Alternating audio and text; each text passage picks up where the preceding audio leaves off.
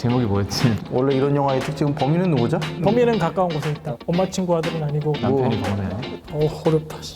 안녕하세요. 네. 오늘 이야기해볼 영화는 줄리아의 눈이라는 영화예요. 저는 처음 봤었는데 보신 적 있으세요? 안과 의사 되기 한 1, 2년 전에 봤거든요. 그때 봤을 때랑 지금 봤을 때랑 느낌이 조금 많이 다른 것 같아요. 저는 원래 이게 보니까 뭐 약간 뭐 스릴러 막 호러 이런 무서운 영화던데 저 무서운 거 무서워서 못 보거든요. 저는 처음 봤습니다. 쌍둥이 자매가 나오는데 언니가 눈이 하얗게 나와요. 눈에 질환이 있었어요. 어떤 이유에서인지 죽게 되었죠. 근데 그게 자살이냐 타살이냐 이걸 가지고 동생이 찾으러 다니는 그런 내용 같아요. 이게 눈이 하얗게 되는 선천적인 안질환 어떤 것들이 있을까요? 저는 이제 사실 각막이 좀 하얗다라고 하니까 과거 감염성 질환에 대해서 각막이 혼탁이 생겼을 수도 있고 여러 가지 생각이 떠오르는데 가장 가능성이 있는 게 어떤 질환들이 있었을까요? 부모, 형제, 자매가 다 그러면은 유전성 각막 질환이 가장 가능성이 높을 것 같고요. 발병 나이를 봐도 지금 굉장히 지금 젊잖아요. 각막 이상증 중에서도 비교적 젊은 나이에 발병하는 그런 질환들이 아닐까 싶습니다. 주인공은 눈이 정상적으로 보였거든요. 주인공이 정상인데 이 영화에 이게 설정 오류라고 봐야 되는지 아니면 뭐 어떤 질환인지 알 수는 없죠. 근데 시야도 좁아지지 않았을까라고 생각을 하고 또 시신경 질환도 연관이 있지 않을까라는 생각이 좀 스쳐가기는 하네요. 신경 질환이나 뭐 각막 질환일 네. 거다 이렇게 네. 영화의 설정 오류로 예상하고 보고 있는. 넘겨야 될 것 같아요. 약간 논리의 허점이나 이런 거는 파고들면 많을 것 같습니다. 근데 주인공이 결국은 나중에 수술해 꼭 보게 되거든요. 이게. 이거 보게 돼요. 각막이 투명했는데 뭔 수술을 해서 뭘 어떻게 보는지 좀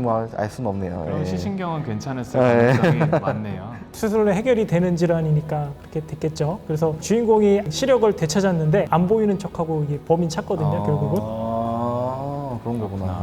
그렇구나. 역시 영화를 보셔서 그런지 빠삭하십니다. 제가 처음에 안과 의사 아닐 때 봤다 그랬잖아요. 눈 검사하는 장면이 잠깐 나와요. 이게 그 영화가. 그때는 제가 안과 의사가 아니니까 무슨 검사는지 잘 모르잖아요. 지금 생각해 보면 그때 한 검사는 그냥 그 막막 보는 직접 의사가 그냥 사진 찍는 거 아니고 도상 검안경 검사라 그러죠. 그거만 보는 검사가 나오는 게 기억이 나고요. 실명이라고 낙담하고 안 보이는 채로 살기는 어렵지 않을까 요즘에는. 뭐 요즘에는 다 안과 많이들 오시고 또 의료기관에 접근이 쉬우니까 치료 잘 받으실 수 있었을 거예요. 아쉽네요. 저는 아니지만 근데 가족이나 아는 사람이 눈이 이렇게 하얗게 있으면은 심리적으로 많이 힘들 것 같아요. 안 보이는 거는 둘째치고 그게 이렇게 안 좋아 보이잖아요. 그렇죠. 많이 네. 힘들 것 같아요. 하얀 건 또 하얀 것만 고치는 수술이 또 있습니다. 또 염색이라 그래갖고 눈을 정상인처럼 멀리서 보면은 이제 잠깐 속이는 거죠. 뭐 시력적으로 보이는 건 아니고요. 눈 모양만 조금 만들어주는 겁니다. 색깔 있는 렌즈도 있지 않나요? 홍채 렌즈라고 해서. 저 그 하나 궁금한 거 있어요. 제가 좀 아직 경험이 많이 없어서 그런데 여기 영화에 보면은 범인이 안약을 넣어서 주인공을 눈을 실명시키려고 만드는 장면이 아마 나오던 걸로 기억을 하거든요. 안약을 넣어서 실명하게 만든다. 가능한 일입니까? 안약으로 만들기가 어려운 게 실명시키긴 쉬운데 이게 안약으로 누르면 넣기가 어느 정도 편해야 되잖아요. 눈 누드가 사실은 실명을 할 정도로 약물이면은 넣다가 아파서 못 넣지 않을까. 영화는 영화일 뿐. 여기까지 넘어가는 걸로 합시다. 오늘은 줄리아의 눈이라는 영화를 가지고 이야기를 나눠봤는데 우리 김재호 원장님 지금과 보는 관점이 달라졌다 이런 내용이 되게 저는 인상 깊었어요.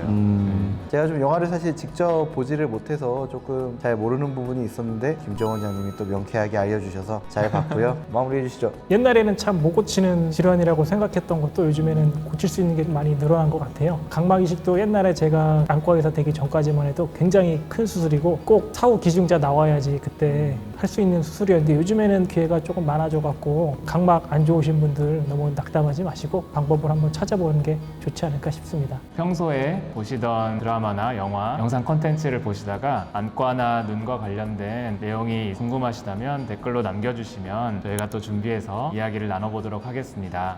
감사합니다.